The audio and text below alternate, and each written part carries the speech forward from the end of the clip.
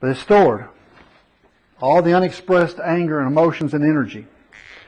Now, there's a little thing on the side of this that we call pop-off valve. It's called a mouth.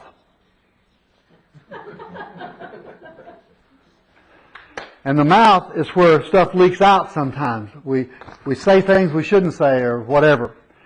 And so what happens to us is that we have to stuff it back down. We put something in here to shut it off.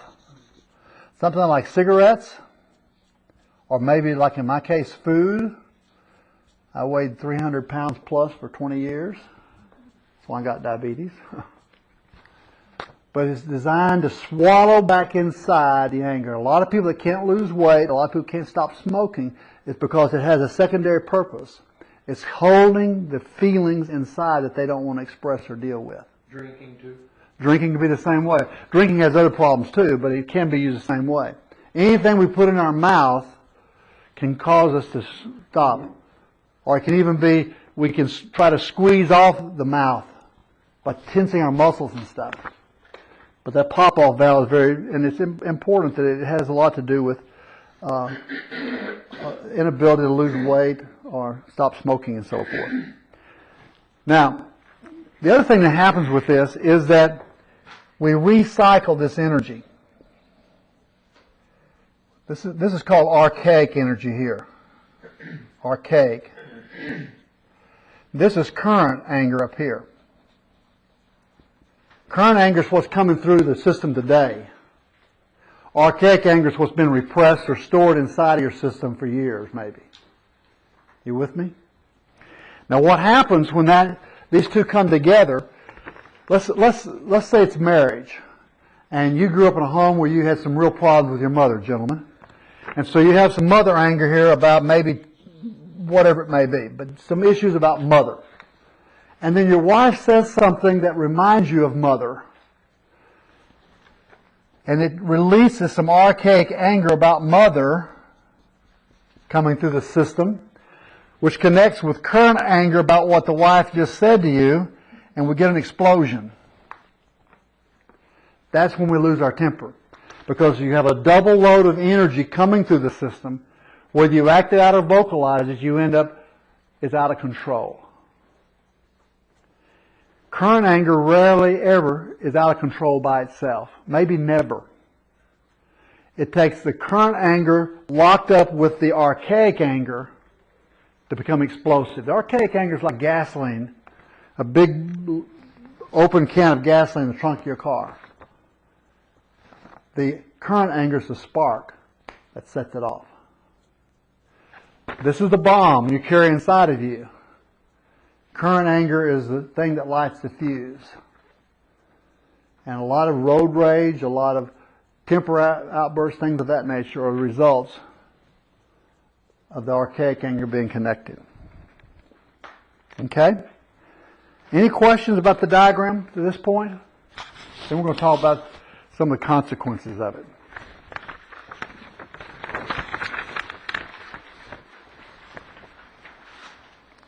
About the middle of the page there, a full reservoir has several hazards to it. First of all is the physiological health concerns, that this full reservoir is the root behind depression. Most therapists will tell you that depression has to do with frozen anger, blocked emotions. It's emotional constipation. That's what depression is. Emotions and feelings you can't release. So it produces physiological problems like lowered immune system, and bitterness carried inside of you can cause heart problems and all sorts of things. The psychological issues of the repressed emotions. And it contaminates our lives and our relationships. What happens is this anger that's back here affects the way we interpret the events of our life. If you carry a lot of anger inside of you, it will cause you to see things being angry that are not really rightfully be angry for you to be angry about. You would misinterpret the events of your life from having a loaded reservoir. You risk major explosions in the future.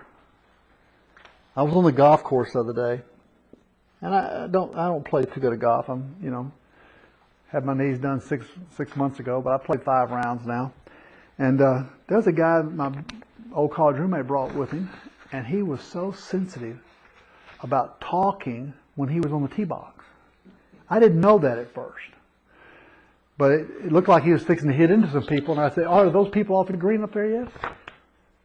And I could just see the anger go all the way through him. And when he finished the shot, he said, "I don't like people talking when I'm in my backswing." Well, he wasn't in his backswing, but anyway. But he was so angry. And I just made an innocent comment thinking I was helping him maybe not kill somebody up there in front of him. But what I said somehow hooked into something inside of him. And my college roommate said, "Just be quiet, William. Just be quiet. Don't say a word." I was going to apologize to the guy. That's my normal nature. "Oh, I'm so sorry. I didn't mean to." My roommate said, "No, don't do that." Well, after a while, he settled down. We were able to have a civil before the 18 holes were up. That was about the 3rd hole. So, but that's what happens. It contaminates your ability to face life. No wonder the guy's 60 years old and single. Never been able to keep a marriage. But that's another thought. That's not why I'm still single, I promise. Oh. Okay. You're also not 60. Oh, that's true. There's the other thing about this anger and all these emotions that we get bottled up inside is that they get displaced to other people. In other words, if I have a lot of anger toward my mother figure or to an ex-wife or something, that anger will be displaced to the same gender down the lines.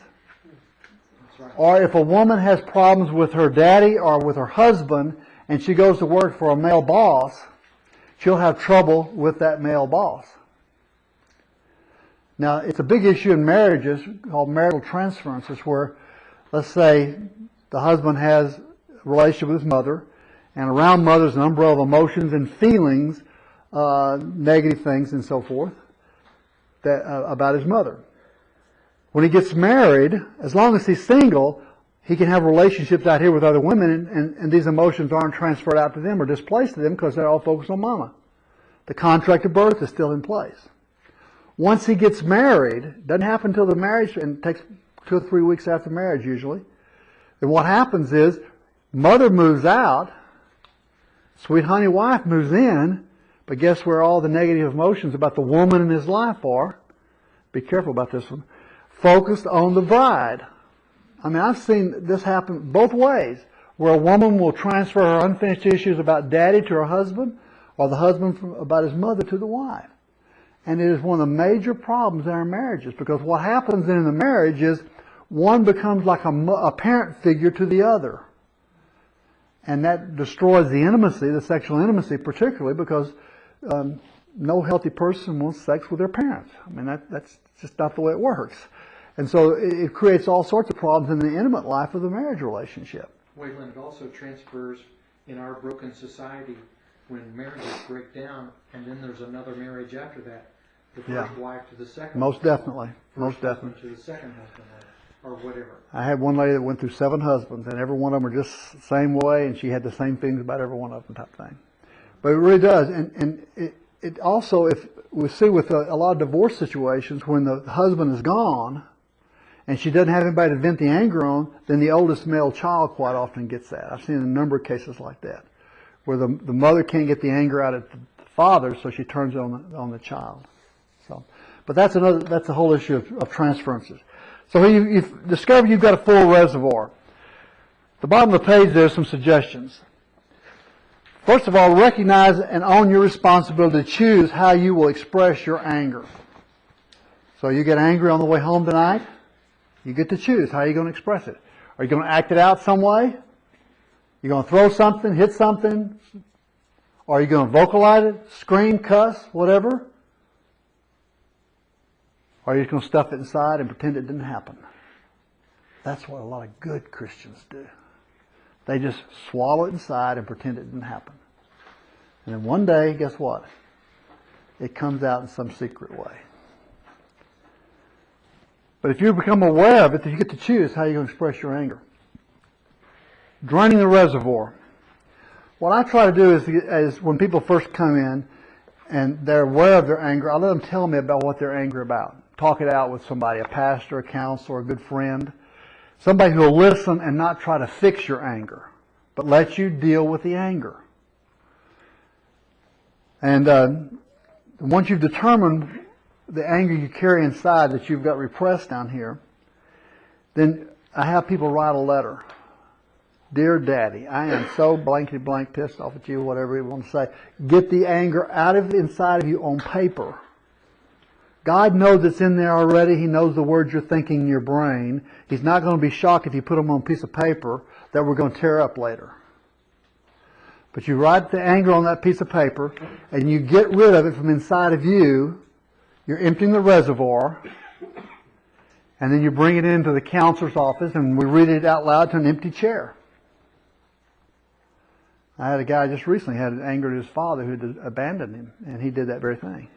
Yes, sir, Rob? How many people do you run across that had healthy relationships with their dad where they don't have significant anger? I know it's an issue because in Malachi it says, the passage about God turning the hearts of the children to the fathers and the fathers to their children. That's why I wrote my book. Thanks for the intro. Who's Your Daddy? It's healing the father wound, because 80% of the people in our culture, I think, have father wounds. 80% of them. Some are minor and some are major. And some people don't even know they have them, but they're there. And that thing. So most people I run into have something to do with their fathers in most cases. And then many of them have it with their mother or their father or one or the other or both. So, but the Malachi passage. You do run into people that they really don't have any significant issues with their father. A few, but not too many. Would it be 100 people? Maybe less than 20. So it's 80%. Yeah. And as you're saying that, I can't think of any right off the top of my head that I remember. Because I don't see the healthy ones. The ones that are doing well with their fathers, I don't see in counseling. Like a church or maybe other. I've seen a lot of people who would say, oh, I had a great relationship with my dad. But they don't have a very good feeling about God the Father. And they have trouble with bosses at work. And so you start probing inside a little bit. Tell me about your dad. What was it like with him? We had a deal at my house this over Thanksgiving. My son-in-law, who grew up without a father, he's got a 7-year-old little boy, and the little boy wanted to sit in his dad's lap to watch a ball game, a Cowboy game. And his dad said, "No, you're not a little kid. Get over on the couch and sit over there," and wouldn't hold his son. It hurts my heart to see my grandson have a father like that. Now, something, this passage here, it says, He will restore the hearts of the fathers to their children and the hearts of the children to their fathers, so that I will not come and smite the land with a curse. Well, I think our land may be under a curse on the father issue already. And I think that what God is wanting to do is bring a healing of our land and the churches through the area of spiritual fathers and healing the father-son wounds. And in doing that, I think He wants to call men back into the church to bring healthy fathering, spiritual fathering energy back into the church. That's my personal. We are out of time. Now, next week we're going to talk about what difference does it make that I'm a Christian, because this applies to everybody. So where is my Christianity impacted? And you can bring your questions about anything you've got about what we've talked about tonight, and we'll carry on from here next week, okay? Good. Thank you, Waylon. That's really Thank great. you. Is that good? Good stuff that you can use, isn't it?